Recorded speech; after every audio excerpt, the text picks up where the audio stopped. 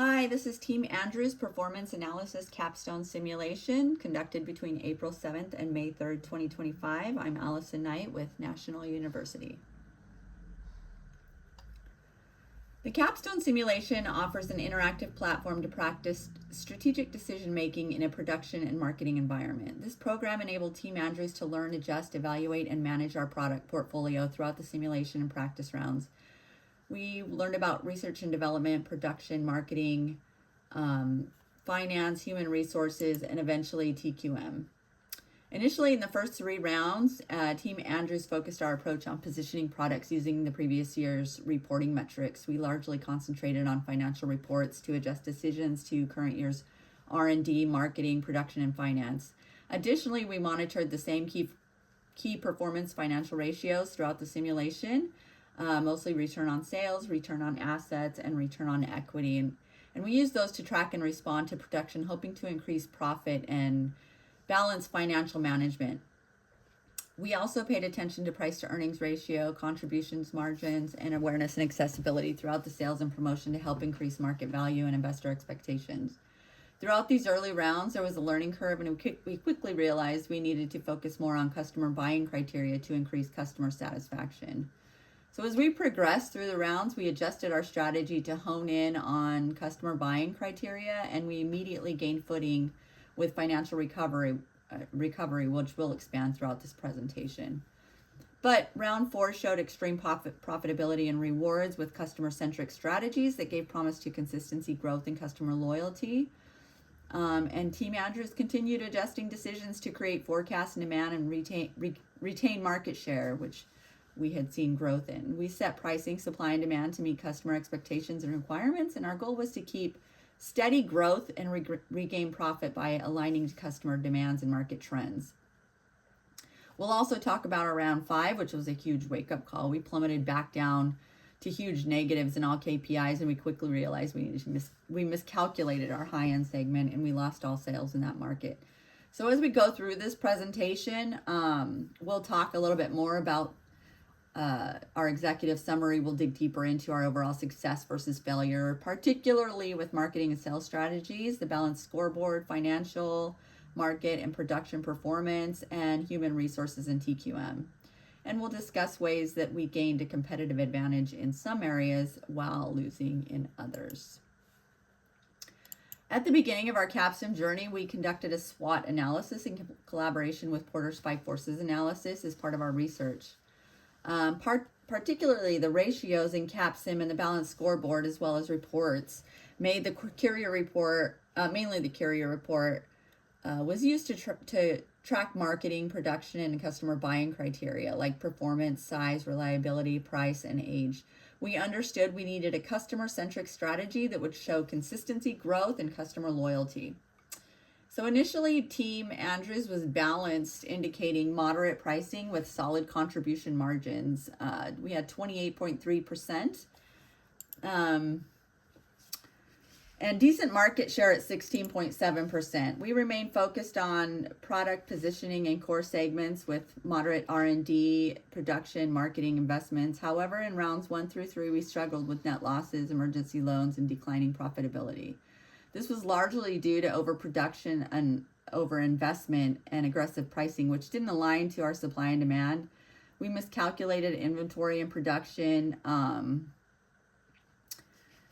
and it led to higher carrying costs or missed sales and took extensive leverage in round 3 at a high of 8.3. However, in round 4, we showed great success. We rebounded and gained ground in almost all areas, and this round showed the highest contribution margin of 36.7%. We regained profitability as well. We went from negative 12.51 million to 7.36 million, and our ROS, ROA, and ROE all moved from negative to positive as well, and our market share held strong at 22.4%. Showing competitiveness, we saw that our strategies were kind of starting to work in our favor. In round 5, we took even more aggressive measures in hoping to increase success, but we inaccurately forecasted our high-end segment. Our profits took a profound loss of negative 13.5 million. And This round showed financial decline in almost all areas. Return on sales dropped to negative 9.1%, assets dropped to negative 8.9%, and equity dropped to negative 75.2%. And our market share declined from 22.4% to 14.7 or 14.27%. So our forecasted sales strategy following these rounds really kind of want to refocus on high margin segments, build on round 4's momentum by identifying and reinforcing high performing product segments, improve demand forecasting, refine sales and inventory forecast to reduce excessive production and avoid stockouts. We want to maintain strategic pricing, keep contribution margins in the 30 to 35 percentile range while ensuring value alignment with customer expectations, and then reduce leverage and strengthen cash flow, avoid additional emergency loans, prioritize cost control, and gradually pay down debt. We also want to rebuild market share, increase promotional activity, and reposition products to reclaim lost shares from round 5. And then enhance operational efficiency and improve asset utilization and reduce cost of goods through smarter capacity planning and lean processes. Oops. So we did a SWOT analysis in the beginning, and we also did one here because we see that we're kind of losing the market and sales and profit. So in response to round 5's loss and inaccurate forecasting, we developed the SWOT analysis to analyze our production and marketing strengths and weaknesses and look again at opportunities to regain profit. So our strengths indicate initial profitability in round 0. We had healthy return on sales of 4.1%, return on equity 8.7%, and a contribution margin of 28.3%. We also had a strong comeback in round 4, high contribution margin of 36.7%, and a return on profitability of $7.36 million. Consistent growing margin or sales volumes peaked in round 4 at over 205 million, and this is evidence of market traction and demand alignment. And then finally, market share growth in the mid rounds. Market share grew from 22.65% in round 3, which was a significant improvement from 14.67% in round 1. But we have weaknesses like profit instability, significant losses in rounds 2, 3, and 5, ROEs falling as low as 75.2%. High dependence on emergency loans, notable loan of $79 million in round 2, which indicates liquidity and mismanagement of our working capital. Asset efficiency issues, asset turnover stayed below 1.5% in most rounds, implying underutilized assets, and then low cash flow consistency. Except for round 0, all rounds had 0 or negative cash flow, so we need to work on that. Some of our opportunities include high contribution margins. Despite losses, the margins stayed relatively strong from 24 to 36%, so that shows that pricing and cost strategy has potential. There's growing market demand. The market grew from $101 million in round 0 to $205 million, almost doubled. In round 4, there was room to regain and grow shares, so we have that growth opportunity. And then operational optimization with streamlined operations and better forecasting with fixed and variable costs could be better managed to drive consistent profits. And then finally, we've got some threats. We know this. So competitor growth, market share declined in round 5 to 14.27, which suggests competitors are gaining ground. We don't want that. We want to keep our market share. Financial instability, negative cumulative profits in round 5 was negative 24.1 million, frequent net losses and higher leverage of 8.5 in round 5, and it poses a risk of insolvency. And then volatile ROE or ROA, it swings between 23% and 75%, a negative 75%. So that's highlighting inconsistency in our financial strategies and execution.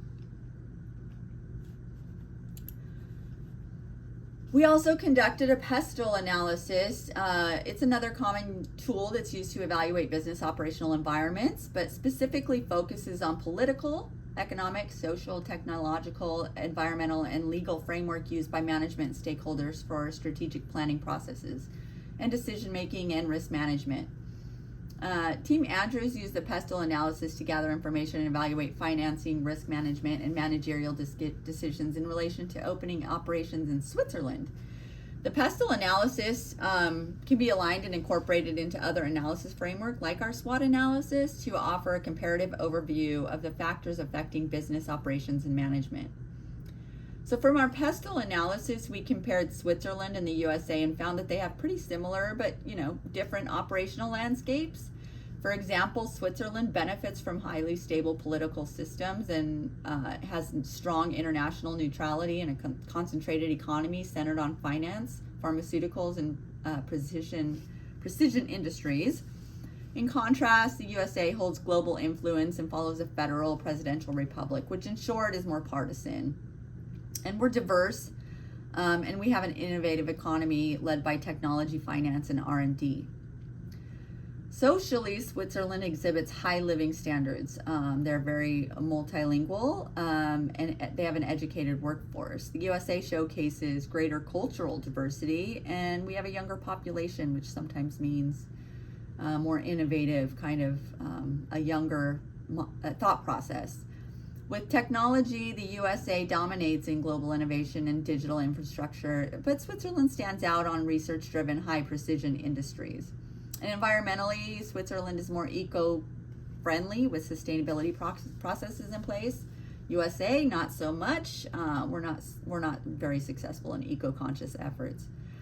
And finally, legally, both countries uphold strong protections for labor and business frameworks, though the USA presents kind of a more litigious and decentralized regulatory environment. So we found that each country presents unique strategic conditions for investment and operations that offer stability, innovation, and sustainability in an environment that is ideal for high-value industries like Team Andrews. So we can position and benefit from opening operations in Switzerland while keeping successful operations in the USA, based off this pestle analysis. We also use the balanced scoreboard, so we're still kind of talking about analysis, operational analysis. This is one thing that we use to review and assess operational investments like R&D, TQM, HR, production, and marketing, and we gather information and research on how those investments impacted our performance. The balanced scoreboard categorizes overall performance into 4 sections: financial, internal, business processes, customer, and learning and growth. While financial strength remains a highlight, critical efficiencies in the other categories require attention. From the balanced scoreboard, Team Andrews can see that our strengths and weaknesses in overall performance. For example, we have strong market valuation and sales, like financial was 65%, not bad. And we have high marks in market cap at 19.6 of 20%, and sales performance of 19.7 out of 20. So that shows that we are generating top line growth and investor confidence. However, we also show large areas of concern in internal processes. That's at 15%, customer satisfaction's at 47%, and learning and growth is at 37%.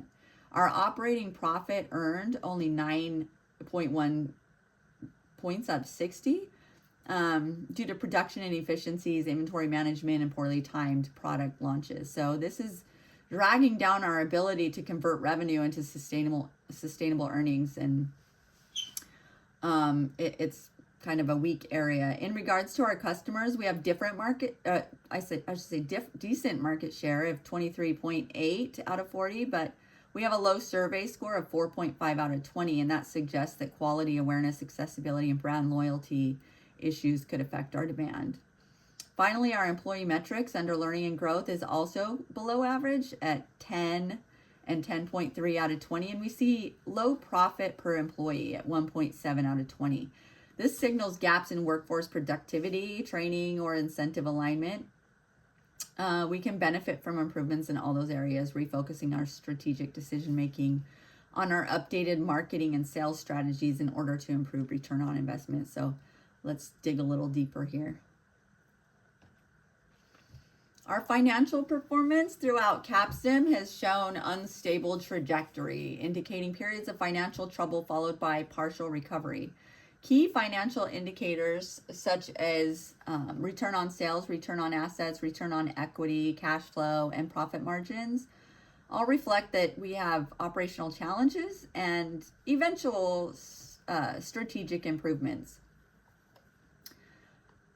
For example, our challenges in operational income, kind of show that we started with a profit of $4,189, an ROS of 4.1%, and an ROE of 8.7%. However, rounds 1 through 3 showed a steady decline in profitability with a net loss of $2,048, and then $7,595 respectively, and then $12,514 in round 3.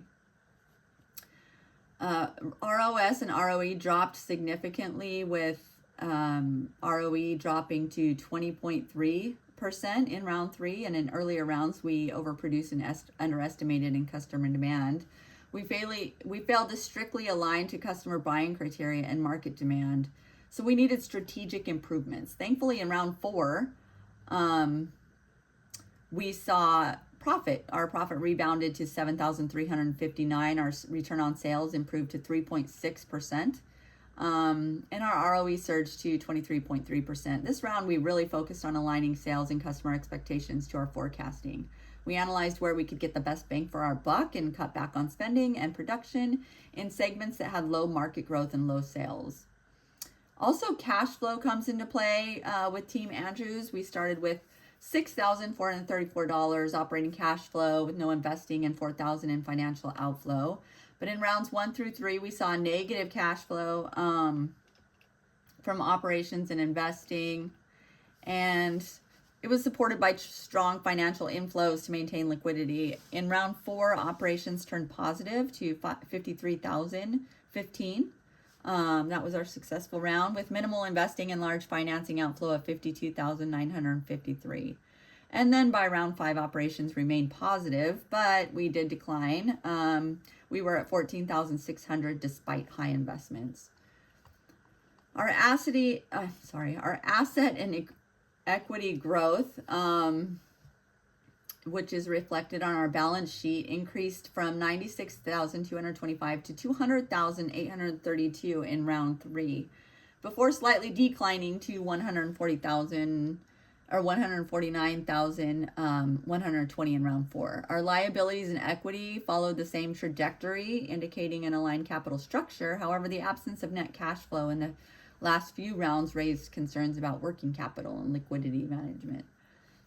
So in conclusion, the company's financial journey throughout Capstone demonstrates resilience and adaptability, but after a turbulent beginning into the middle phases, the recovery in round 4 did show promise, but the focus now needs to be on creating profitability, improving cash flow, and executing long-term strategy that emphasizes value creation and financial health overall. Let's talk market performance. So during the simulation rounds, Team Andrews' marketing strategy evolved from cautious testing and aggressive positioning to aggressive positioning. So we learned kind of the nuances of each segment, and then we started to really work the simulation. In the first few rounds, we kept promotions and sales budgets low and focused on understanding the baseline awareness and accessibility. And then in round 3, you can see we began to invest more in these areas, boosting our promotions and sales budgets by 10% and strategically reallocating funds to higher performing markets with larger growth rates to grow our market share.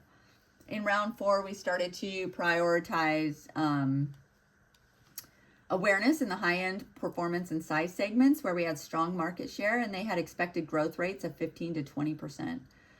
So we focused on them more. We also strategically placed our products to align to customer buying criteria and paid attention to customer expectations.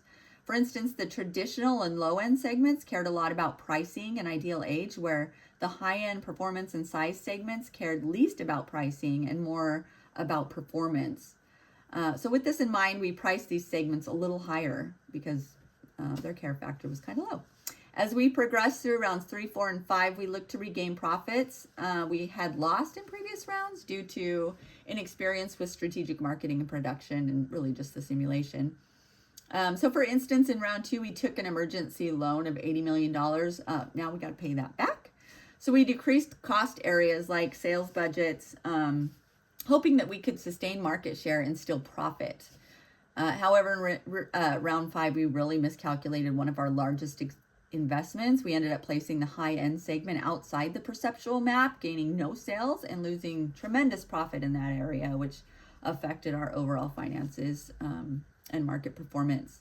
Our shares decreased from 22.4% down to 14.27%.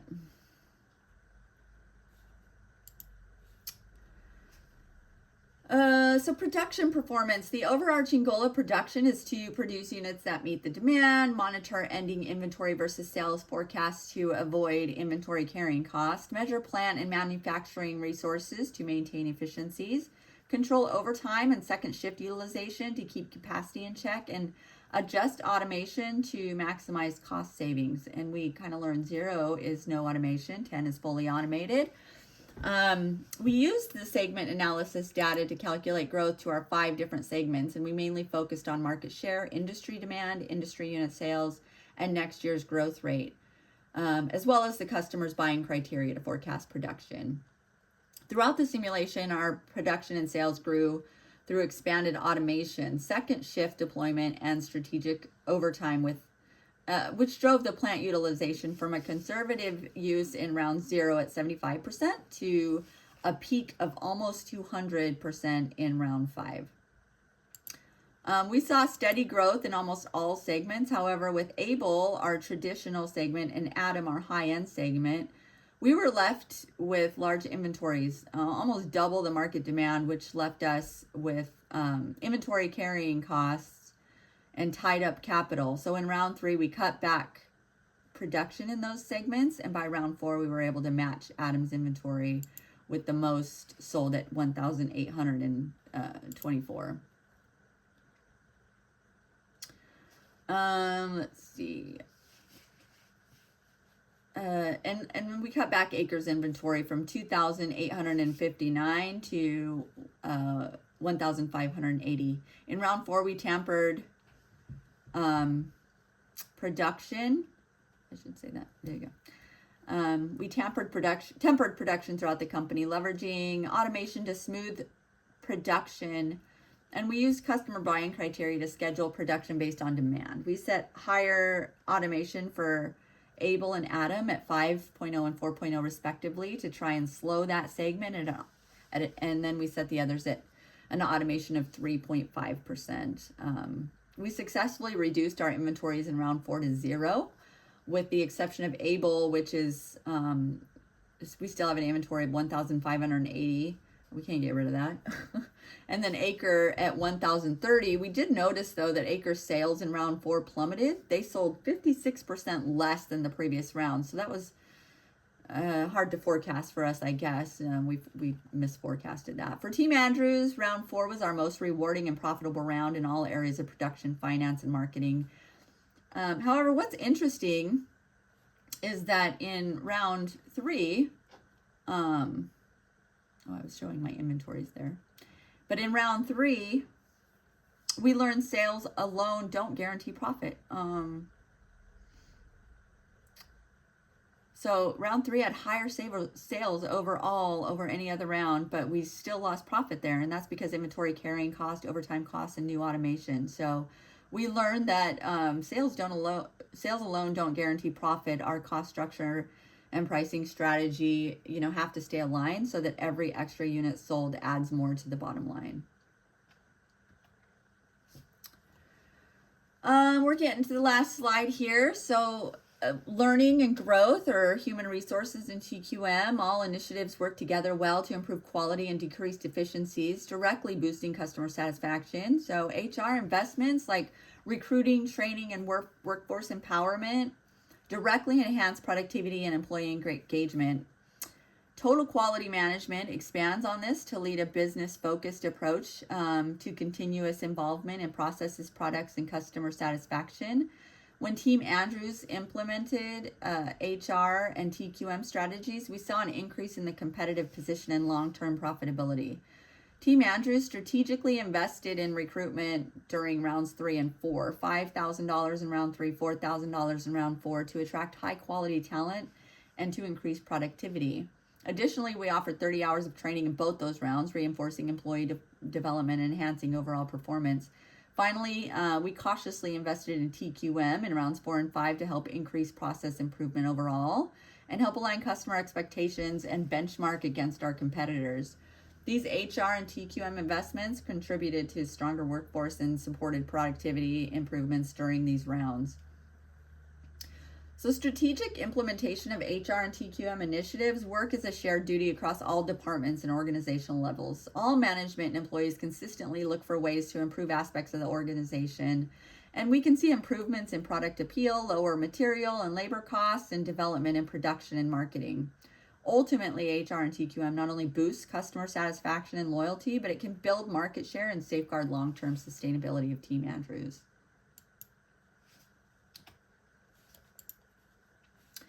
In conclusion, Team Andrews' performance in the capstone simulation rounds reflected both strategic gains and operational challenges. While marketing and sales declined in the earlier rounds, which we discussed, strategic decisions did lead to increased market share and brief recovery in profit during round 4. Despite improvements in financial indicators such as net profit, sales, assets, equity, in round 4, these gains were not sustained into round 5.